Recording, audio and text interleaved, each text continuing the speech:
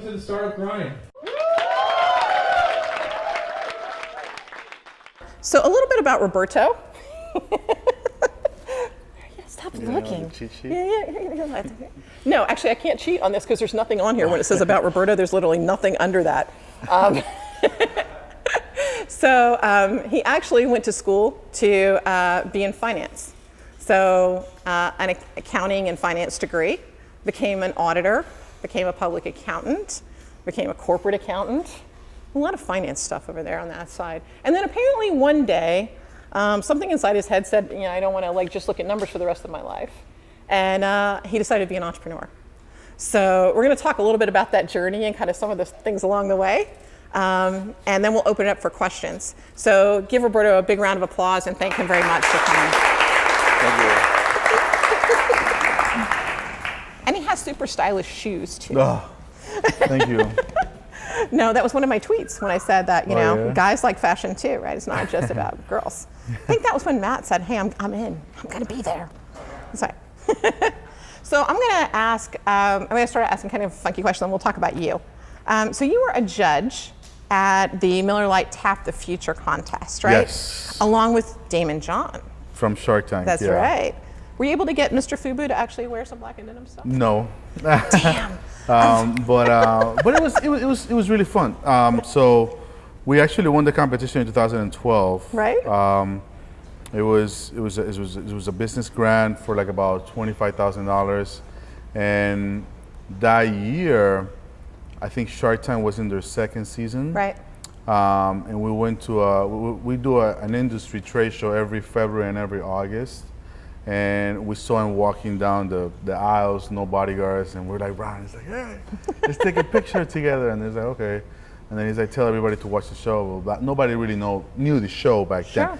And I had been told about the show probably like a year before, and I just blew it off. I'm like, this is not gonna cut on. So we saw him there, and then he was the keynote speaker at the reception when we went to Chicago to the Miller Coors headquarters. Right. And he was like, wow, you guys gave him a deal before I gave him a deal. He did like a little funny joke. And then we saw him at another conference in May in Chicago, coincidentally. And he was the opening keynote, and after he did his speech or whatever, he did like a Q&A. And I was the first one in line and asked him some question. And then I went and sat down, and I was like, wait, is that the guy from Black and Denim? Bring him back. Right. And then he kind of told the whole room how he has been bumping into me for the past 3 months. That's and pretty awesome. It looked like he's the one following me, which was kind of flattering, because then the whole rest of the conference, everybody was like, oh, that's the guy. So ever since then, I had the courage to ask him for his phone number and his email, and I talked to him on the regular. So he's been an amazing advisor for the past 2 years. Wow. And then every time they brought us back to be judges of 5 live pitch competitions. Right. By the way, it's Miller time. I'm kidding. Cigar City time. So the way the program works is that there's 5 live competitions in different cities. The winner of those live competitions earn $20,000, and then there's the grand finale where they bring those 5 teams and they compete for $250,000. So it's a whole lot more amount of money than the one that I got, which I was kind of upset about. But you got Damon John as an that's advisor. Right, yeah. So I couldn't trade that. That's right. So it's been an amazing experience trying to be being a participant, and then give feedback to the competition, and now be on the other part of being a judge. We just came back in the first week of June doing it in Dallas, and then last week there was a live competition in Miami, and then the reception is the second week of September in Chicago. So you have something, next time you talk to Damon, you have something to tell him. So he was recently, last month, our guest in DC. Yeah. So you can say, well, dude, I was the guest in Tampa. I will tell him that for sure. So let's talk a little bit growing up, right? Okay. So what was your life like as a kid? I grew up in Panama City, Panama. It's a very cosmopolitan city. Now it looks like Miami, which is kind of all the Americans painful. Want to go live there now. Yeah. The U.S. built the canal in 1914, Right. and they gave it back to us in 2000. So we've been taking care of it. So we have the dollar. There's no currency exchange. You get off the plane, everything is instantly, 15-20% cheaper than what it is here.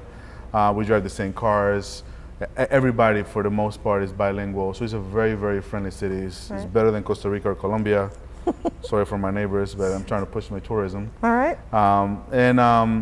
And it was an amazing experience. I went through Methodist school, which was kind of crazy now that I think about it.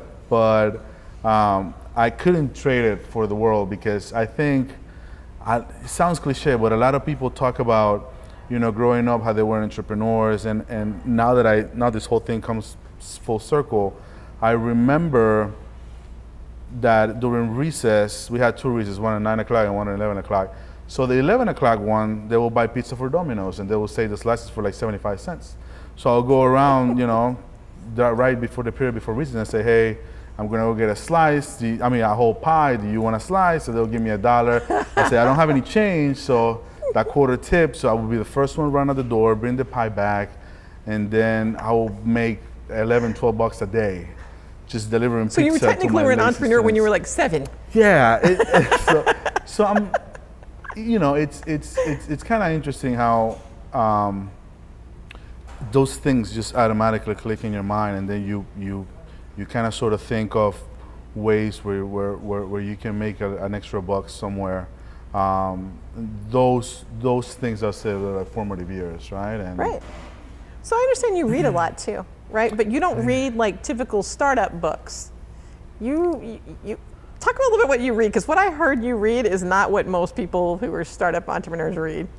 I heard you read a lot of biographies. I read a lot of autobiographies of the people that I think are relevant. So when I first started this journey, I read about Tommy Hilfiger, I read about Ralph Lauren, I read about Giorgio Armani, and some of those guys, and how they saw an opportunity and they seized it. Like Ralph Lauren, his last name is Lipschitz.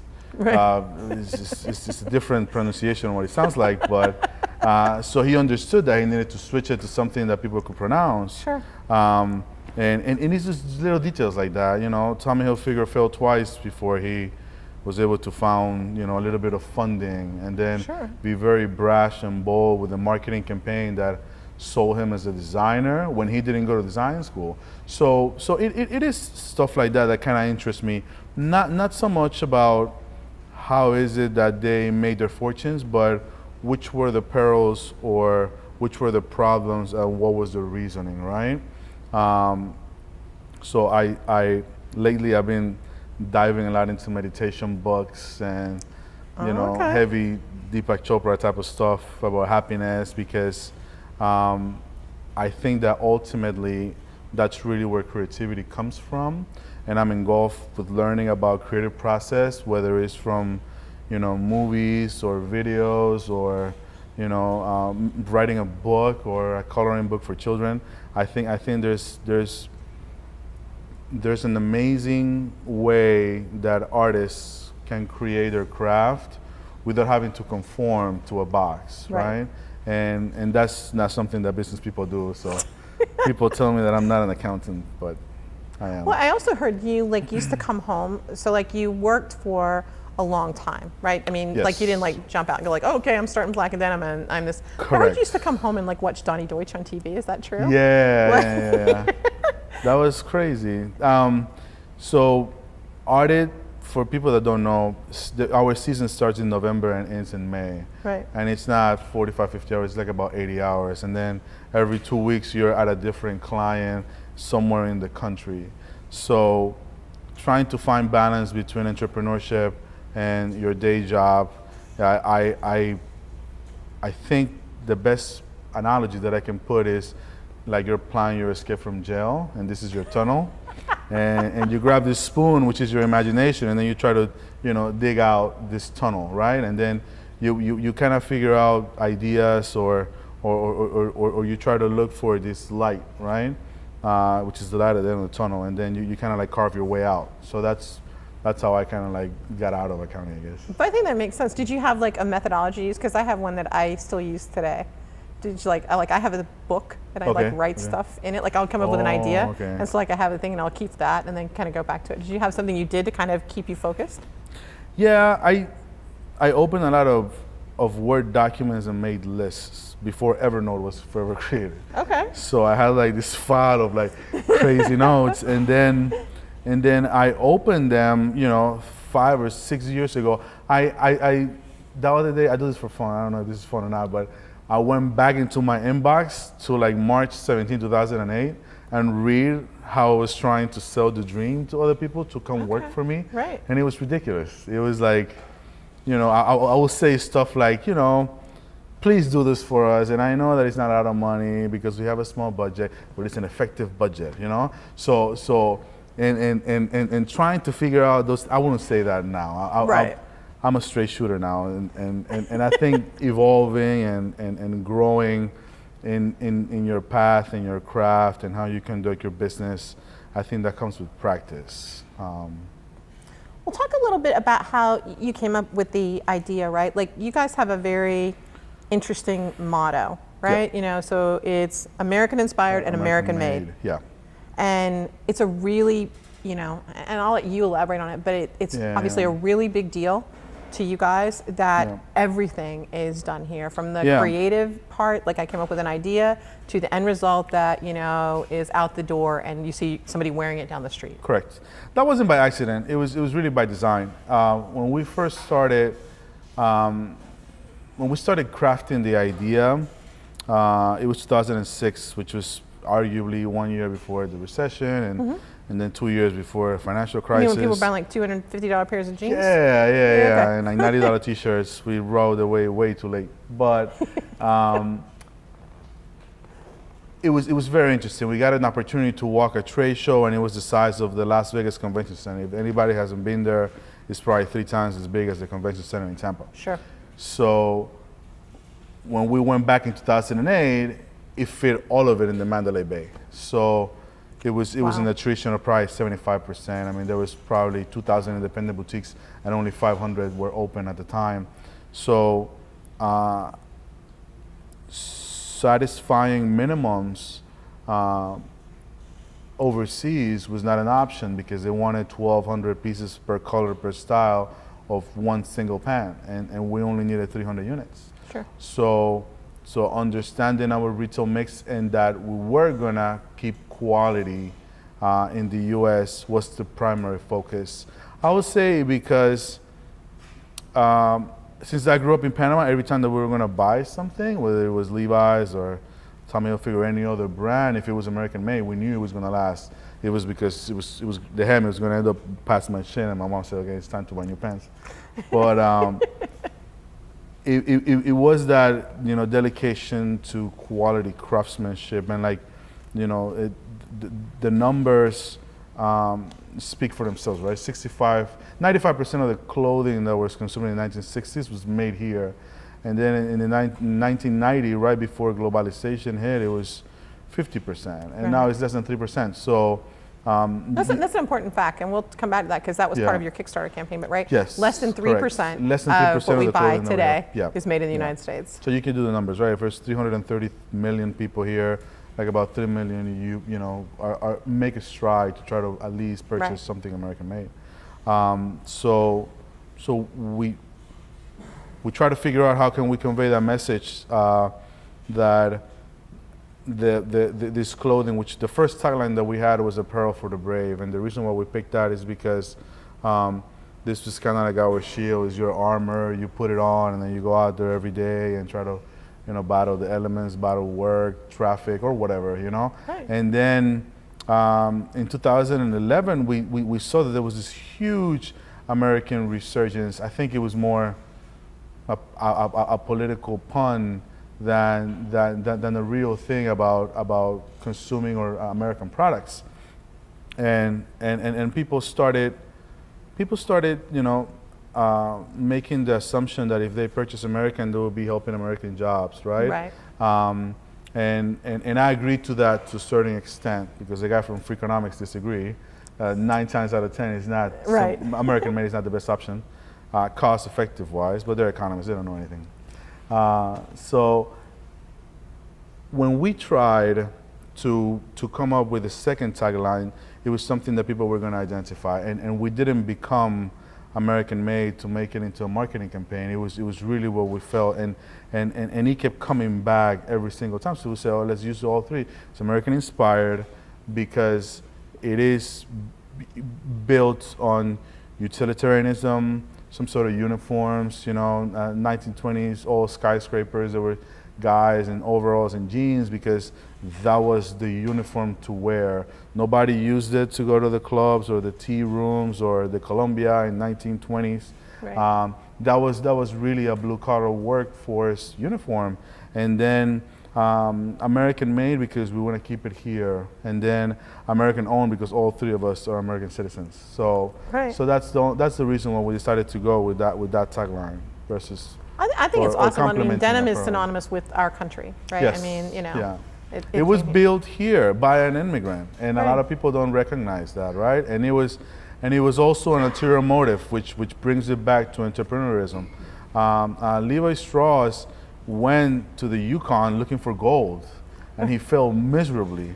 But he saw how many people were going to find this dream, but he was like, okay, I'll sell you the jeans to go out there. That's right. And he made this crazy funky looking garment that he had hard fasteners. I mean, the first overalls were really ugly. If people think overalls are ugly, they were really ugly back then. But they worked. They got the job done. Sure. And that's a true story about entrepreneurship. There's another company in Seattle called Filson. They sell tempered weather jackets and stuff that penguins wear because they last that long. Yeah, so those are good examples. Well, so talk a little bit then about, so you had the idea, right? You're like, I'm gonna do this. How did you wrangle in your founders? Like I've heard a bunch of different stories. So talk about the three of you guys are we came from different backgrounds. Yeah. So me and Luis, we met in school at Florida State. He came 3 or 4 years after I was about to graduate after my freshman and sophomore year. So he decided to play the same fraternity. It was a Latin fraternity, and we kind of became friends. He's from Panama also, but I didn't want him to just kind of like develop a relationship with me. So I kind of gave them, all the other guys to hang out, and I kind of detached myself from that. Right. And then after he graduated, we kind of reconnected, and as alum, it's a different relationship. So he was in Jacksonville at the time, working for an engineer firm. His background is IT and IS. And he had taken a couple courses, dabbled in some, web design, and I told him, I was like, hey, I have this idea, do you want to do it? And he was like, absolutely, why not? It's like at 4 o'clock on a Tuesday. Like, you want to start I never called it a clothing line or a t-shirt line or something else. I always called it an apparel company because even though my operational reality was, 8 t-shirts, I knew that at one point we'll have, 56 different SKUs and different colors and all that stuff. So I wanted to make the distinction that, and every time somebody says, oh, he has a t-shirt, I say, I have an apparel company. Kind of like that, snooty type of like brass correction, but I think it's cemented in their mind, like, okay, this guy's serious. He doesn't just have a t-shirt line; he has something else. Even though we didn't have jeans until like 3 years into it, but having that from the start and saying, hey, this is what it's gonna be, and then we made a list, which is another thing about being ridiculous as an entrepreneur. I think that a lot of people consider themselves as, I would call it business artists, so they don't want to compromise. They say, I'm going to do this, and I'm not going to do that because I think that's dumb or whatever. So we had this like ridiculous list of like, we're not going to do V-necks. No, we're not going to do V-necks. Everything's going to be crew neck because we want to be, man. And then we're not going to be, we're not going to try to follow trends or like, we're just going to set our own stuff. And like 3 months into it, we're like, if we want to stay in business, this is the things that we need to change. So eventually, we actually do have to listen to the customers. Is that what you're saying? V-necks are our highest seller, and I mean, I'm not embarrassed to say that, you know. And every once in a while, we get a comment like, "Haha, you sell V-necks," but I'm like, "Yeah, we sell V-necks, but we're selling them." Unyielding and uncompromising is not good for business. And then we put it out on Craigslist, and I mentioned Craigslist because there's a lot of crazies on Craigslist, and people know that there's crazies on Craigslist, but I never give up on Craigslist because you always find a diamond in the rough. So this wasn't the case. We put an ad, we probably screened like 40 people, and each one was worse than the other. And when I absolutely thought it was for a fashion designer in a city where there's no fashion designers or there's no garment district. We're kind of like an island. Everything that we do, we have to import from somewhere else because it's not from here. If you want to start something like what we're doing, you got to move to New York or LA. But I had a friend of a friend, and he said, "Hey, I know a guy that does this for like Major League Baseball." And I was like, "Okay, so it's gonna be a friend of a friend doing me a favor, whatever." Talk to him to see what because I had already gone through like all these bad experiences, right? And that was my fault because I shouldn't have assumed or allow all those bad experiences to temper this new one that I was about to have. And when he mentioned that to him, he did the same thing. I'm like, I know the guy coming here with a t-shirt line concept and wants to sell me and want to be part of. But when we sat down, he saw that we had all the pieces to the puzzle that he was looking for. And at first we hired him as a freelance, and that was our biggest expense. So 6 months later, we made him a partner, and then the rest is history. That's how we met him, yeah. Yeah, I heard he was like, he got his other jobs by like literally going and camping out Yes. and like kind of pushing his way through. I know. He saw this movie called Hustle and Hustle Flow. and Flow, yeah. And then he put in the cheapest suit the next day, and he was like, "I'm here to see so-and-so." And the guy is like, "Well, he's busy all day." He's like, "I can wait." And he just sat down and waited. Waited for like 3 hours. They gave him a 10-minute interview, and then the next day he came. And they asked him, like, "Do you know Photoshop and Adobe Illustrator?" And he's like, "Yeah, absolutely." He didn't know anything. He graduated from UT from the graphic design program, which at that time in 2005 didn't have computers into it. So he taught himself in like a week how to use them. There you go. Well, so you guys do come from diverse backgrounds, and you know, I know you guys are tight, but disagreements always occur in business. So when you guys can't, there's 3 of you, but when you can't come to an agreement, how do you make a decision? There's always 2 against 1. And 9 times out of 10, I'm the one against the other 2. But no, it's interesting. We trust each other very much on each other's expertise. Right. So if it's something that has to do with business, I have the upper hand. I allow them to ask me questions, but they know that at the end of the day, I'm the one that has the most expertise. And if it's something that I don't feel comfortable with, I'll say, "Okay, let me go get more information," and I'll come back with your concerns. If it's something about design, Chris is the one that holds this editor's cut. It's like when studios finance movies, if an editor gets their editor's cut, it's because the production company or the studio that is bankrolling the film trusts 100% of this director to deliver, you know, a great finale, and that very rarely happens. So he gets editor's cut. If it's something that we don't feel good about, or if he's 100%, then we have to go with his opinion because he's the one that knows. And it's interesting because 9 times out of 10 we're wrong and he's right. And then if it's something about IT or IS or technology or website or anything else, Luis is the one that holds that card. And that's how we kind of like try to squash disagreements. We always understand that we're on the same team, and making sure that we know that we're trying to move this forward in the interest or the betterment of the company, and it's not because somebody's ego is going to get bruised or you know, they don't want to get embarrassed or something like that. I think that we do understand how important it is.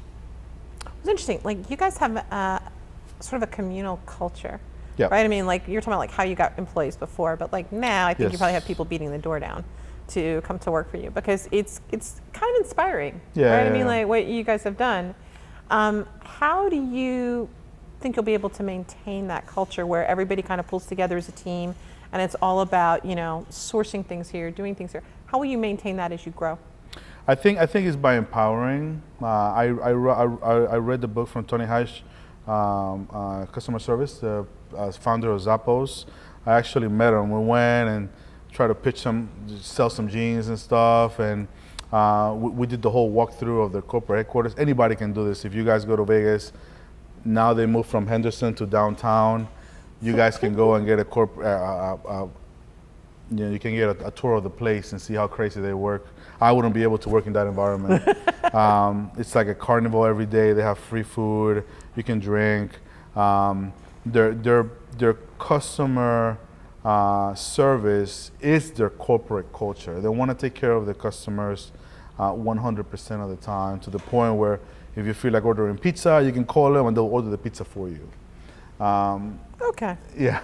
So I think that by empowering our employees is the only way that we can maintain their level of satisfaction, right? Because we want to make sure that they feel happy and they feel fulfilled, and that they're having an impact, you know. And we do that.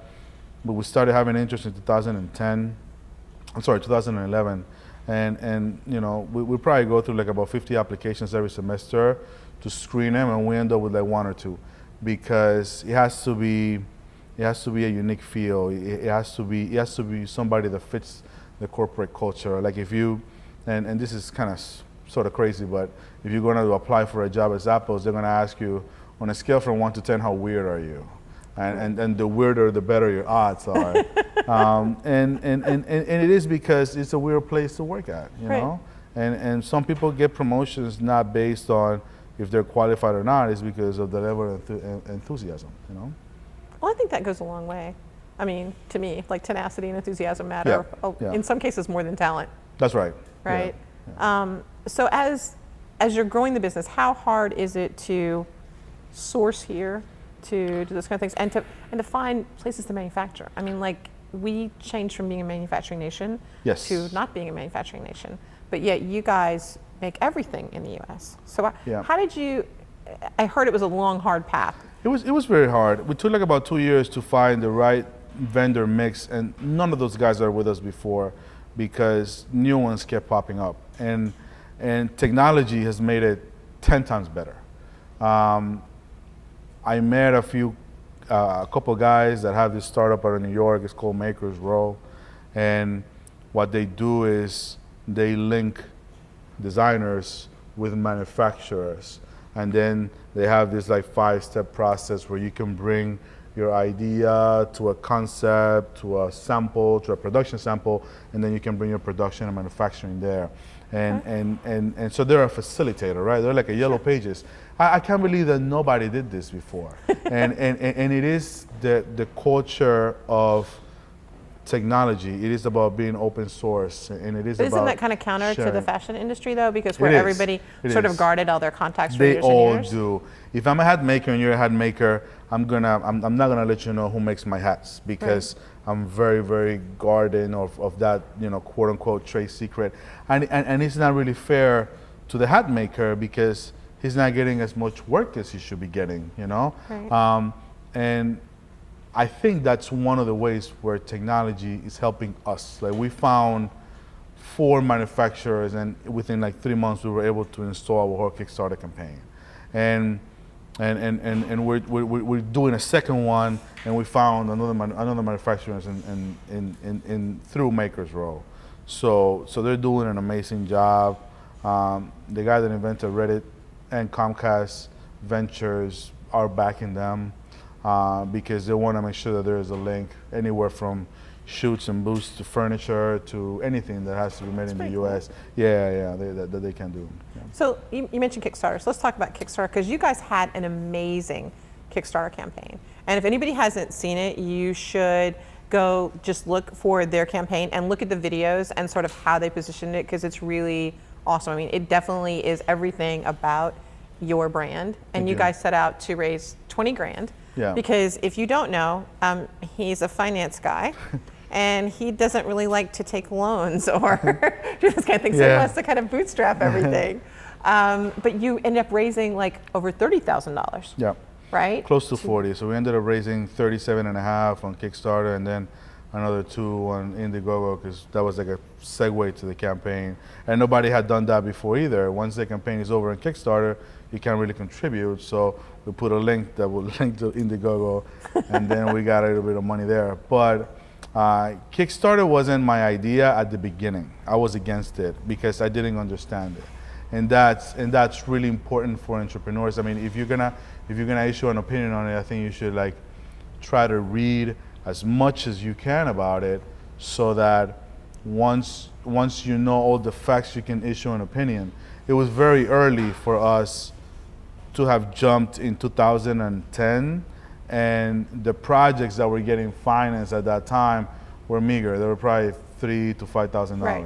Yeah. So at first I was like, there's really no case study. We can't really scale up, or like we're gonna invest all this time and energy into doing this, and it's not conducive, right? But then as we started watching, the leadership of the president with the Job Creation Act, Right. that allows crowdfunding, not in the Kickstarter, Indiegogo way, but more allowing other people to become accredited investors and not have to have the $1 million or accredited by the SEC. Then I thought that this was an opportunity, and then I started reading some case studies from like the Harvard Business Journal and NPR, that the reasons why people want to contribute to a campaign, and those are 3. It's because they want to be part of the story, they identify themselves with the story, or it becomes kind of like a notch in the lapel, and they can say, hey, those guys got their start because I contributed to their campaign at the beginning. And from my standpoint, it was a win-win. These guys were willing to pay money to try my product, and they were going to give me feedback. So it was a paid focus group from their end. So, and that's the reason why we decided to do the campaign.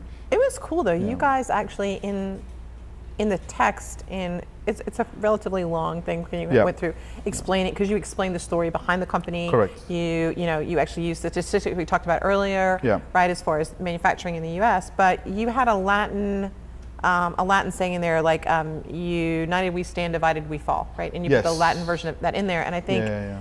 that definitely resonates with Americans who are wanting to see something in America. Yeah. We wanted to make sure that it was authentic. So we use a lot of Tampa shots, and we kind of explain how Tampa was the cigar capital of the world, and how something as silly as the embargo to Cuba just killed that industry, and our demise was really globalization, was just become increasingly addicted to very early cheap goods made somewhere else, and then when you see stuff like the factory where 1,200 people die in Bangalore, in India, Right. or in Pakistan and stuff like that, then that kind of makes you think and stop and say, okay, is fast fashion really what we need for humanity, and then you start looking at things like how much raw materials does it cost to produce a T-shirt, right? Sure. And that it utilizes probably like 900 gallons of water, and then now we become not only a textile and apparel manufacturer, but now we become a tech company, because everybody plays in the tech space. And now we become an environmental company, because now we're gonna try to ethically produce jeans instead of selling jeans that look like a rock star wore them because they're torn full of holes and they have been washed with acid 30 times. We want to sell raw salvage denim that you can see them fade, and they're gonna have that marking on your wallet where you sit every time, and they're gonna have your keys, and it's like more like a a work of art. You You are mean gonna like years ago when people used to go to the Goodwill store to buy the yes, stuff that had already that's been right. worn like that? Yeah. So it is going back to being an entrepreneur. It is trying to find avenues and be like water, ebb and flow, take no shape and shape. And then whenever there's some sort of outside element, you react. So like water, if it's really cold, it expands, or if it's a really hot situation, it just steams and goes somewhere else, Right. So it is about trying to find or trying to react to what's happening and say, okay, well, this is what's happening and this is how we're going to react. So you went from, selling out of your bedrooms, right, in Yes. apartments, Yeah. to Kickstarter, To Kickstarter, right? And then somehow, like magically, you guys went from that to like being the supplier for the Gasparilla business class. I mean, like, what's up with that? That's a pretty big change. You beat Nike. Yes. So what happened there was in 2012, Macy's, through their minority supplier program, created this workshop to because they're always trying to strive to become the most innovative company. They're not looking to compete with Bloomingdale's and Neiman Marcus and everybody else. Macy's understand that they need to compete with Amazon and they need to have the best, finest, more freshest and hip things that they can have. So they put together this program to foster the growth of indie labels that never done business with a department store that big, Okay. $25 billion in sales, 850 stores, worldwide. So that was the second year that they have done it. There were like about 18,000 applications.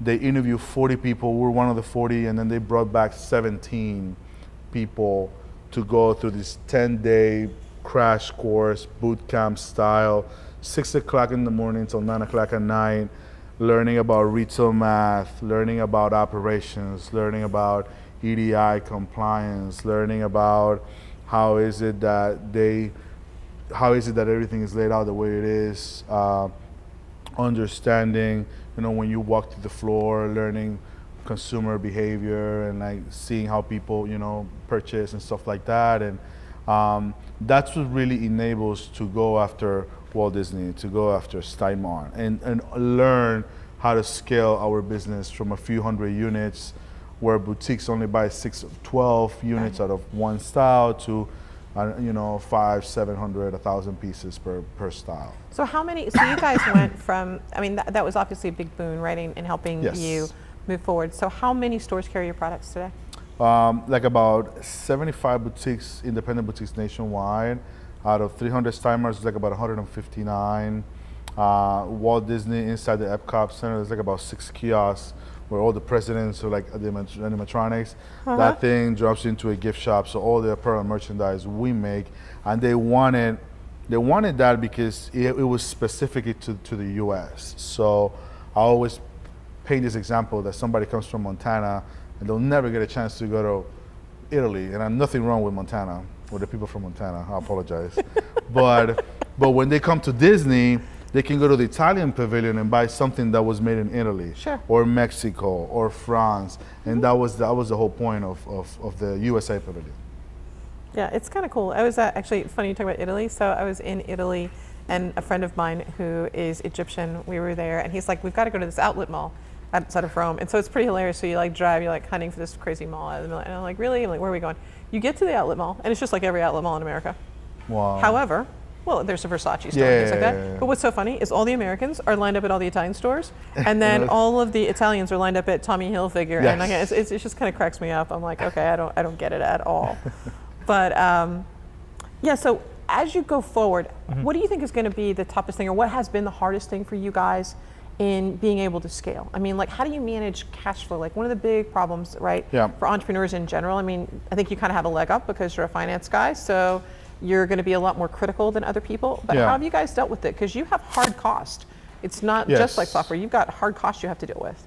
Yeah, so learning how to manage your cash, I think, is something that it's definitely difficult, and you know, a lot of people are gonna tell you, you know, from looking at a P&L or a balance sheet, or maybe looking at your previous tax returns, you have negative cash flow, but they don't understand that there are tax consequences, or you're trying to reduce your tax liability. So it is always important to get an advisor if you don't know the business piece, to find somebody to explain it to you, and to convey the message as to how your business works. Because, for example, we design something now, we're getting ready to close our design on spring 2015. We're gonna sell it in August, but we're not gonna ship it till January. And so, and if we have a calendar year, it's gonna look like we're losing money every year, because, you know, we're making all this stuff, but we don't sell it until later, you know? And it is only people that understand how your business works, the ones that are gonna be able to say, okay, well, if you do these adjustments, then yeah, this is how you can, like, you know, make it different, you know? And that's, I would say technology helps a lot on that, you know. Traditional bank or companies, banking companies, whether it's a profit, non-profit, they really don't understand startups. Right. So they're going to be less risk friendly or tolerant. But there are an amazing amount of new companies like Dealstruck, Fundera, Funding Club, Lending Club, Funding Circle, that can take your concept on your business, and through crowd lending, which wasn't available before, Sure. you can get, you know, all these different things. And I would say, don't be afraid. I mean, be afraid to walk into a bank. Don't be afraid to contact them and asking what are their requirements, and how you need to understand how to read a P&L. There's just no other way. You cannot be in business and not know it, because artists have to understand that they cannot spend more Sure. than what they make. So if they have to oblige, I'll say everybody else has to. Right. So what do you think is the biggest mistake you've made so far? The biggest mistake, a lot of people ask me that question. So I guess I fail a lot all the time. But Well, that's okay. That's really cool. That makes a great T-shirt. I have the T-shirt, so that's Yeah. awesome. I think the biggest mistake was not trusting what we had early on, and that was not taking the calculated risks, you know, and sitting on it and dwelling on it, and then somebody else will beat us to it. Like for example, we were focused on develop our business strictly on a wholesale to wholesale basis, Okay. because that was going to allow us not to carry a big overhead cost, because everything that we order, everything that people order, we literally, you know, make it and then ship it. So we didn't have to have a physical location or a headquarters. We only had to have a warehouse where we make all the stuff. So we didn't focus on the website or social media experience until a couple of years ago. And I think that kind of hurt us, because as they were buying for the first 2 years, they didn't have a place to go or get more information or hang out. And we never wanted to be the focus of the brand. We wanted the brand to just be itself, like Nautica or Izod. And I think that was a mistake, because a lot of people nowadays with the internet, it's incredibly easy to put all this information available. If somebody wants to become a brand ambassador, they're gonna get all the information they can. They're gonna watch all the videos. They're gonna read every single article, and they're gonna tell their friends about it. But if you don't have anything out there to convey that message, then they cannot become your brand ambassador. You know, nobody just wants to hear about Black and Denim, and then that's it. You know, they want to know about the story. They want to know about how we came together. They want, and we were always shy about that. And so that's what I think it was kind of like our biggest It's kind of mistake. cool though. I mean, you have some really loyal customers now. Like, it was interesting to me to watch people like look at your clothes for the first time and then hear what they have to say and how they're looking at them. And I've got to, and then there were people who I saw come back who've like, oh, I've bought this before. I want to get this and this and this. And the quality is really good. I mean, so like the I failed my way to success T-shirt, which he says is the story of his life, but I thought was so cool. I ordered 3 of them so that I could give them away to other people.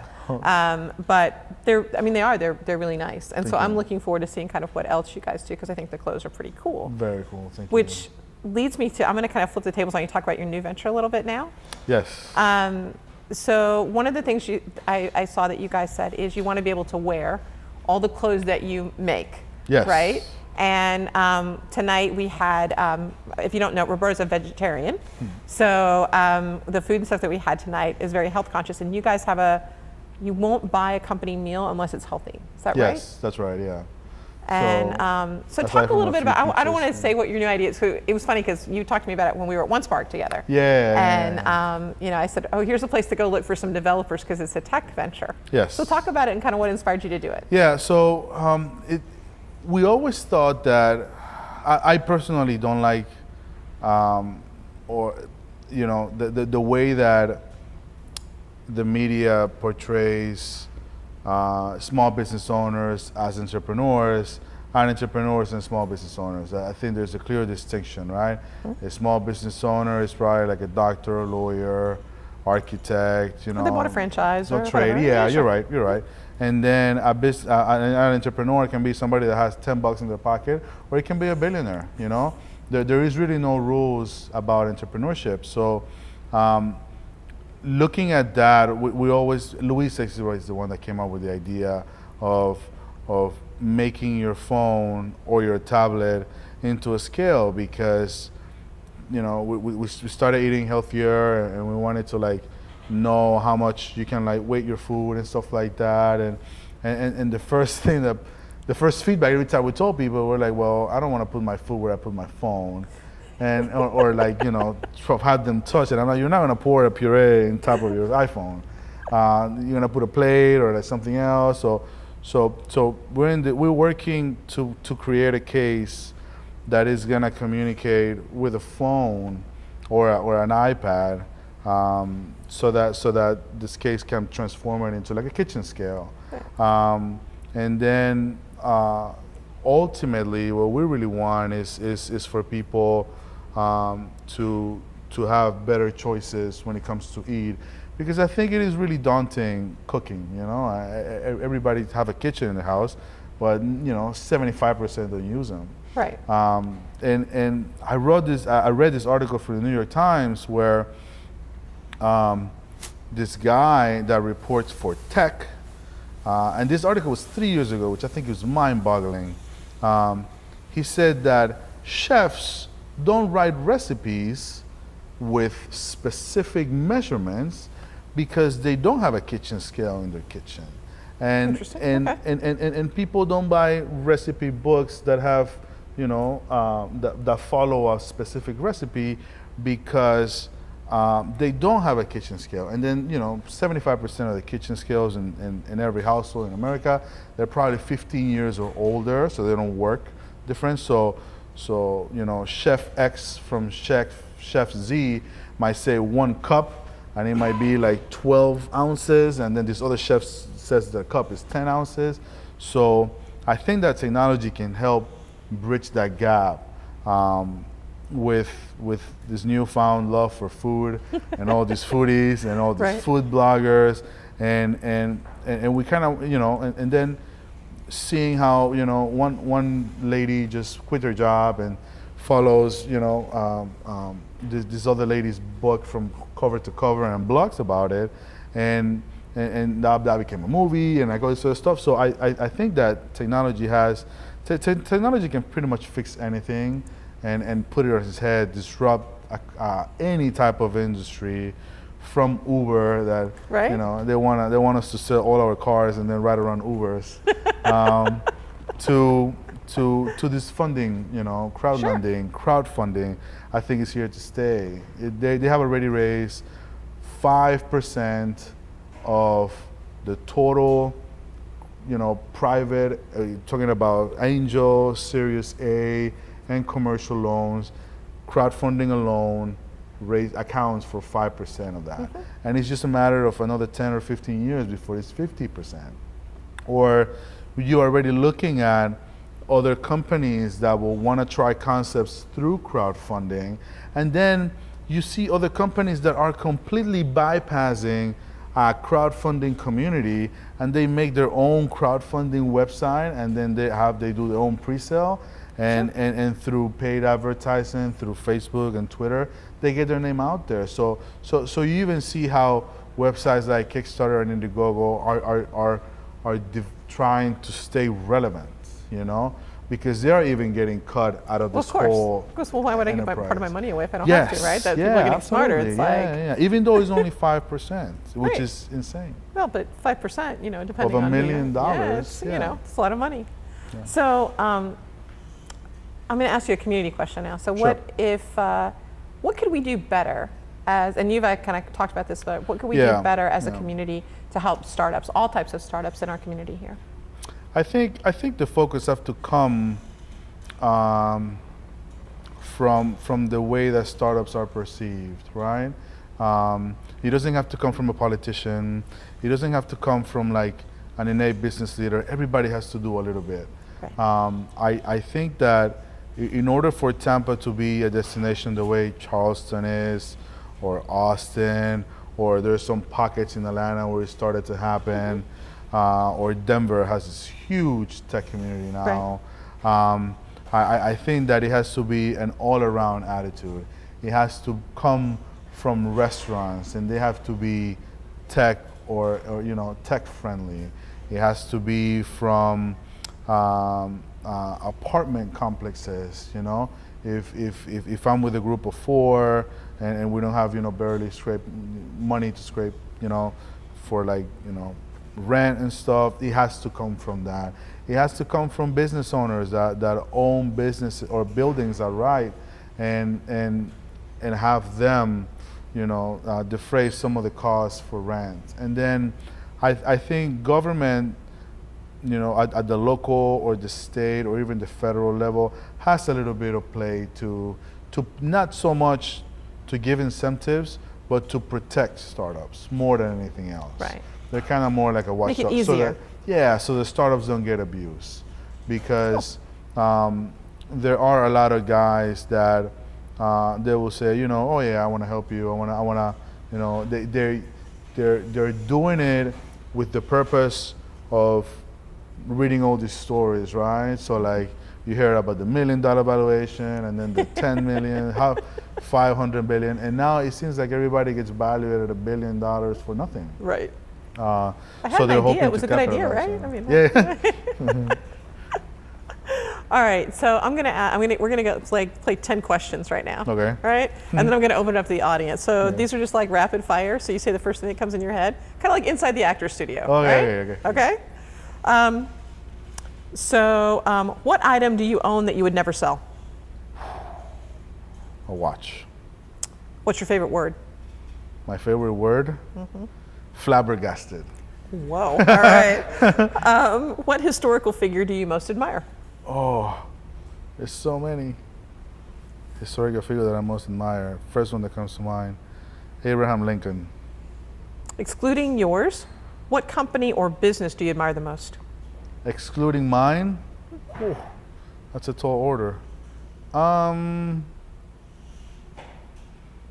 There's no specific, it's the one out there that is fighting to do it. Okay. Yeah. So what's the best compliment you can give to someone? The best compliment that I can give to someone, that you're a hard worker. Yeah. What's your most unusual skill? My most unusual skill, I play the saxophone. Oh, okay. What do you think, who do you think is amazing at what they do? Who do I think is amazing at what they do? This girl, her name is, this lady, her name is Carolina Amoruso. She's the CEO of a website called Nasty Gal. Oh, yeah. Does anybody have heard of that before? They're the fastest online, forget online, they're the fastest retailer they're the fastest growing retailer in America. Yeah, it's really cool. And she's only been at it for six years. She's 30. I think she's going to conquer the world. Yeah. Okay, what's more important? Strength, speed, or stamina? Strength, speed, or stamina. Stamina. What profession other than your own would you like to attempt? Oh, this is a good one. Psychology. I want to be a psychiatrist because if you can figure out people, you can rule the world. It's true. Yeah. In one word, characterize your life as an entrepreneur. In one word? Yep. You said it earlier, tenacity.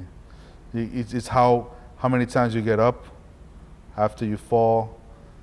If you can take a mean punch, if you can take a swift kick to the teeth. Yeah, that thing, yeah.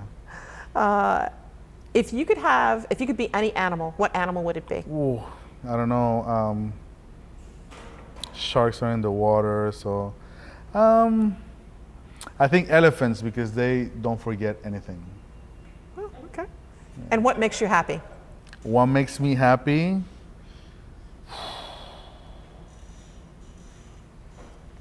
I'm very easy amused, so a really bad joke makes me really happy. Okay. And lastly, if you were asking this interview, what question would you ask? If I was asking If you were doing this interview, if I was asking, what question would you ask? What question would you ask you? What gets you up in the morning, and what drives your passion? So what does do that? To me? Yeah. Oh my God! I knew it was a trick question.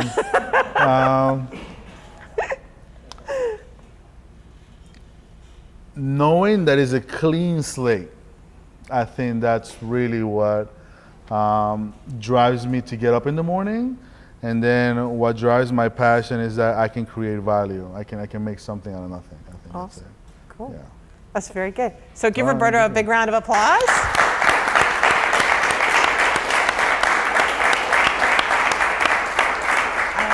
And we'll open it up for questions for anybody who has questions. I wanted to go back to the Abraham Lincoln, why I picked yeah? him. Because he failed at business like 11 times, and he ran for president like 4 times before he actually won. That's why, yeah. Right, that's very cool. Yeah. No questions, no questions. So in sourcing labor, you do everything here. Yes. I guess the cost of an average shirt, if you source it overseas, would be slightly less than 20% for labor. Yes. What is your cost for labor here? The cost for labor, it really depends. So you can do projects. You can do projects per piece, or you can do projects kind of like on a contract or job basis. Yeah. So Small run. yeah, like a small run of like nobody will touch it if it's less than 150 units. There's just 3 different segments. So you want to buy fabric first, depending on what it is. That can vary between $3.50 to $7. And then locally, you can get cut and sewn anywhere between $15 to $18. And then you have to figure out what trim is it going to have in terms of buttons, tags, wool, like what packaging you're going to put it on, etc. That could be 50% of your cost go to labor? Correct, yeah. And then the retail markup as a manufacturer, usually you just double it up, and then a store usually does 2.5, sometimes more, sometimes less, depending on what it is. So you do shirts or just we do wovens, we do shirts, we do t-shirts, we do jeans. And you do awesome backpacks. And awesome backpacks, thank you. So each one has a different cost, and then depending on how many we make out of each color per style. If I can find another company that only does that, 9 times out of 10 I go with them, because they already have tech packs, spec sheets, fits, all that stuff already figured out. So I don't have to kind of reinvent the wheel. Are your margins higher at the higher end of the fashion? Yes, yeah. So if anybody was starting a label today, I would tell them to start kind of like on the mid-tier to premium, because there are slower runs, there are higher margins, and those are the stores or boutiques that big department stores look like in terms of trends. So those are the ones that are not going to be able, that are going to be able to react quickly, faster, and they understand retail makes it a little better. And because you're selling less pieces, your margins are going to be a little higher because you're going to be you're going to sell them a little higher. Yeah, it's a good question. Anybody else? Yeah. Matt? What's your sales through store or online? How do you sell it? 80% of our sales are wholesale. So we sell to other stores that have all the clientele, and then they sell to other stores. And then the other 20%, I think 10% is our own retail through our own website. And then the other 10% is through other websites that already have a massive following and they have their own clients. So there's different categories. There's flash sale sites like Gilt, Ideally, Jack Threads, and what they do is that they tap manufacturers, which usually held 1 or 2 day sample sales, and they will take all the stuff that they had all in the warehouse, put it all out, people come and buy it at 80% discount. So that's technology, right? Bridging that gap between a manufacturer and a consumer. So you sign up for these websites, they drill you 3 times a day. They tell you, this Black & Denim has this event, and they're gonna have all their tees from the last season, at $19.99 instead of $49.99, for example. And so there's like about 10 of those that we work. We usually don't do them as much because not because it's a negative thing. It's more so because we're trying to protect the brand from a scale standpoint. I don't want them to just do an impulse buy. I really want them to think about the process. And then there's other sites that are hybrids, and I know Pinterest is just getting into rich pins, so they're getting businesses to open business accounts and have a sort of like e-commerce site to it without selling the e-commerce piece or ads. But there's other sites like fancy.com, scoutmob.com.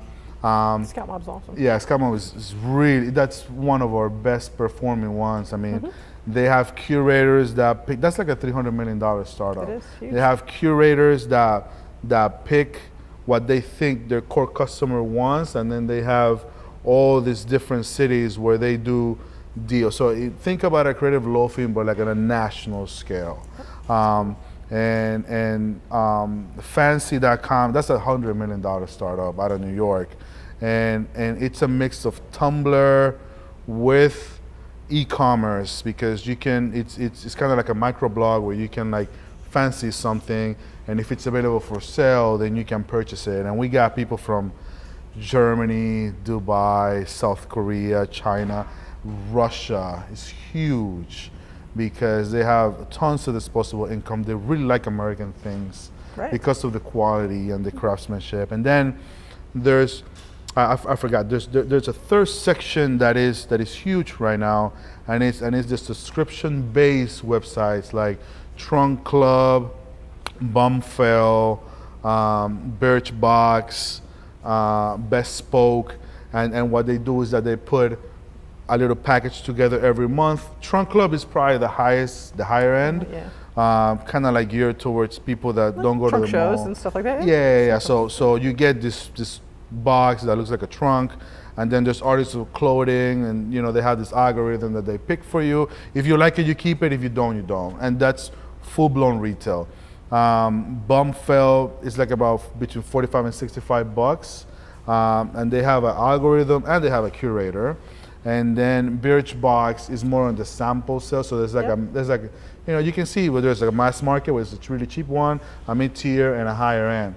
And there's like 6 more that are popping up. There's one out of San Francisco called Sesame Gifts that do a lot of our military gear, and they just eat that stuff up. For Father's Day, we were slammed probably mid-May all the way to Father's Day. That's cool. Mitch? Yeah, Mitch. What's your, in terms of Black & Denim, what's the one moment you look back on that you're the most proud of? I mean, what's the thing that made the most money? The one thing you look back and you're like, hell yeah, we killed that. We did that right. Yeah.